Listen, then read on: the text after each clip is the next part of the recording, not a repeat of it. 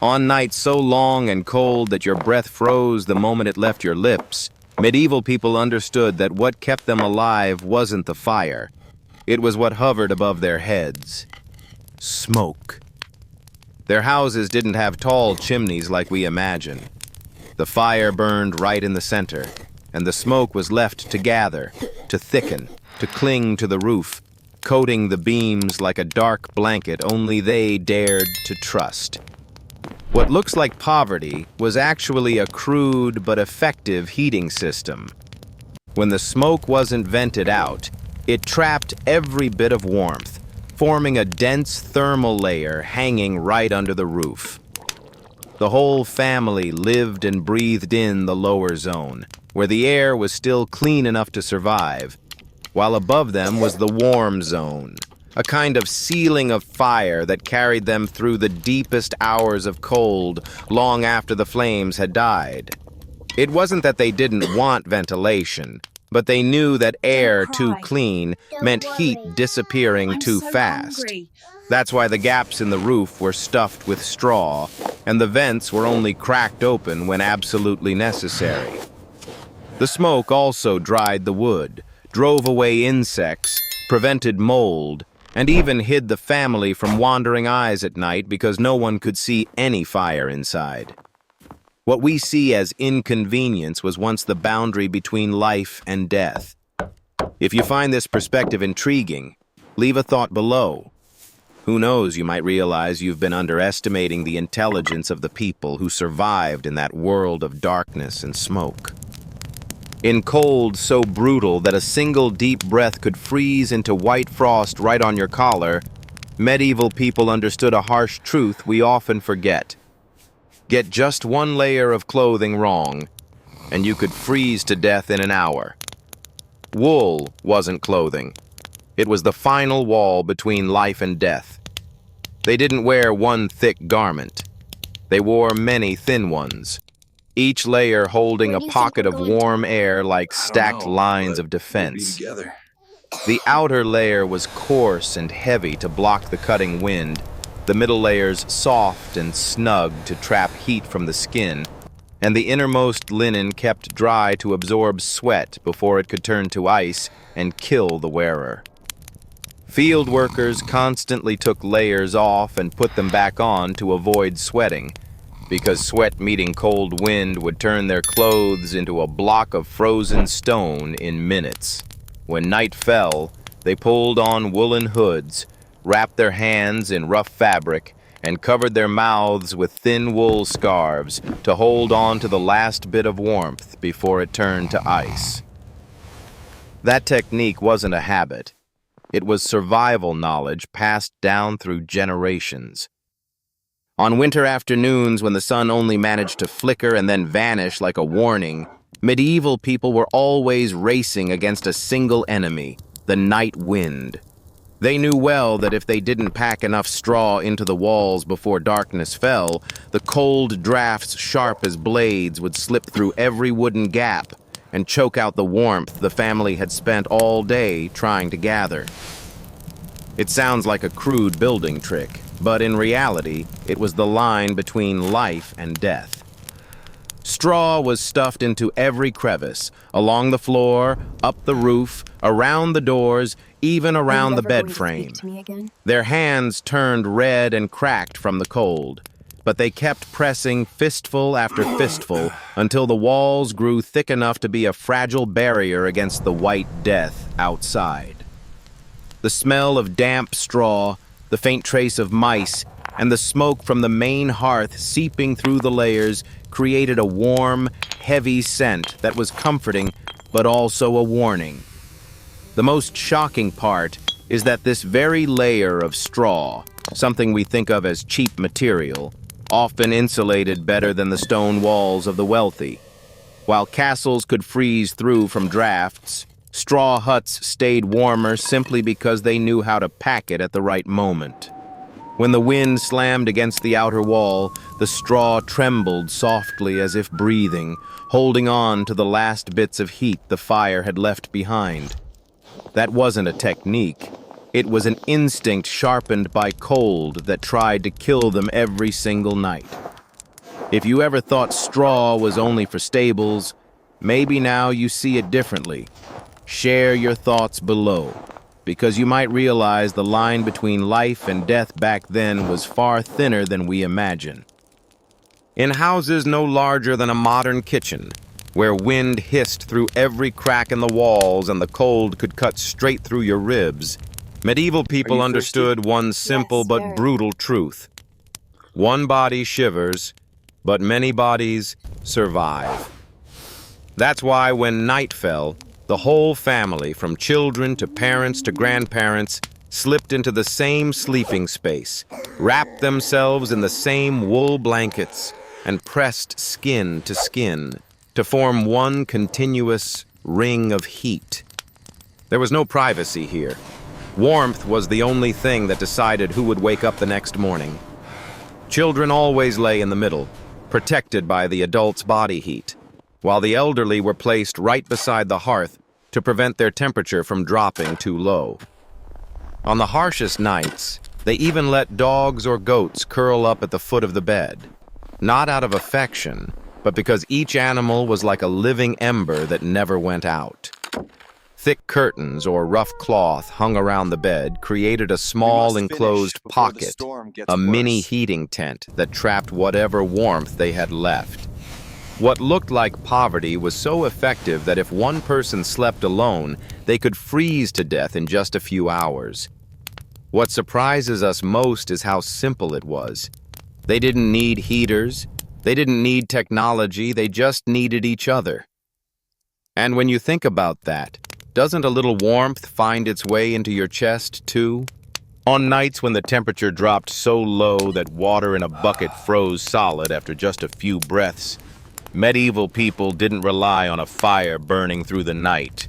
They didn't have enough wood for that kind of luxury. Instead, they had something small but heavy with the weight of survival itself, a clay pot filled with hot coals. Stones were heated until they glowed. The coals were stirred until their red light pulsed like the day's final heartbeat. And then everything was placed inside a thick clay pot, heavy, fragile, and so brittle that one slip onto the cold floor could shatter it. And if it shattered, the entire house would fall into killing cold within hours.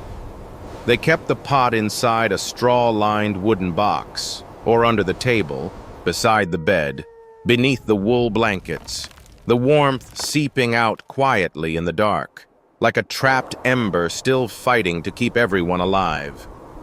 Children were placed closest to it, the elderly wrapped around it to warm hands already stiff from the cold, and the adults stayed half awake through the night to make sure the pot didn't tilt or crack.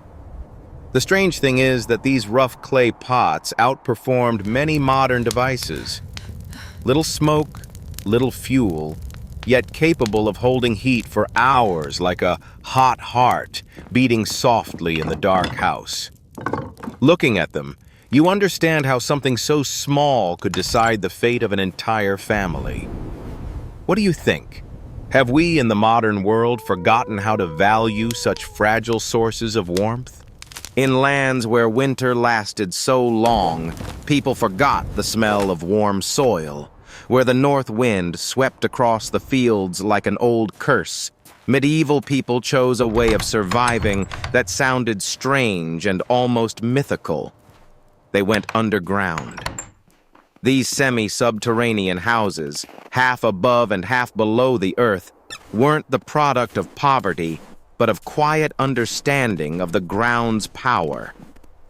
Just a few hand lengths beneath the surface, the temperature stayed far more stable than the winds tearing across the land. So they dug the floors down, built wooden walls, piled soil, straw, and turf over the roof, and let the house blend into the landscape so well that a stranger passing by might never realize anyone lived there. At night, when the wind howled outside like a pack of invisible beasts, the heat from the earth rose little by little like the breath of something sleeping below. A small room, a low ceiling, smoke curling in the dark. And all that stood between them and the white death was a layer of soil as thick as an arm. The strange thing is that these seemingly crude homes were often warmer than wooden houses built above ground, as if the earth itself sheltered them, holding their warmth the way one guards an ancient secret. And perhaps that's why so many folk tales say winter cannot kill those who return beneath the earth. What do you think? Does this primal wisdom still have value for us today? If you find something fascinating or slightly haunting in it, share a thought. Let's see how much we still remember of what the old ones never forgot. In cold, where the wind hypnotized the ground into gray glass, medieval people didn't believe in luck. They believed in cloaks. Not the light garments we see in movies, but a thick wool mantle heavy as a moving tent, cut in a half circle to wrap the whole body and trap every last bit of warmth. When they pulled it over their shoulders, the heat rising from their skin was held between the layers of wool fibers, forming a heat dome around the wearer like a private shelter where the cold couldn't easily break in. But what made the cloak legendary wasn't its warmth. It was its fragility. A good cloak could save someone in a snowstorm, but a torn one could turn them into a frozen corpse before dawn. Just one small tear was enough for the wind to slip in, collapse the warm air pocket, and drain the heat away like an invisible hand. That's why every person mended their cloak at the end of the day, checking every stitch, every thick patch of wool to make sure there was no opening for death to sneak through. On the road, they used the cloak as a blanket, a tent, a windbreak. Inside the house, they wrapped it around their legs like a living nest of warmth. It wasn't clothing, it was life worn on the shoulders. In houses where the cold slipped in like a patient ghost, medieval people understood that fire wasn't the only thing that could keep them alive. Even lifeless stones could become silent heaters. They built stone benches pressed against the hearth, thick wall ledges that absorbed heat all day, and then, at night, released it slowly, breath by breath, like the last exhale of a dying flame. The elderly leaned their backs against them to push out the chill buried deep in their bones. Children sat right at the bench's edge to catch the thin warmth that still lingered. But what turned this into a matter of life and death was this. Sit just a few hand lengths too far to the right, and you'd fall directly into the draft slicing through the wall. A draft strong enough to numb your fingers in moments. Because right beside that warm stone surface were cracks as fine as spider webs, snapping softly whenever the outside temperature dropped another degree, as if the wall itself were enduring the cold in their place. And on blizzard nights, when every other sound was swallowed whole, that dry, brittle cracking was a reminder that a few inches off was all it took for warmth to slip from your grasp forever. Strange how a crude stone seat could decide who made it to morning. In valleys where winter winds didn't just blow but attacked, medieval people quickly understood that their greatest enemy wasn't the lack of firewood or even hunger. It was the wind. You couldn't see it, you couldn't clearly hear it, but a single draft slipping through the wall could drain away an entire day's stored warmth in minutes. So they built thick fences of branches, raised wattle walls, planted small lines of trees in front of their homes like silent bodyguards standing between them and the invisible killer. But what shocks modern viewers is how a single night storm could change everything. A fence collapsing, snow slamming straight into the wall, and the whole house losing heat so fast that water in a bowl froze solid after a few breaths.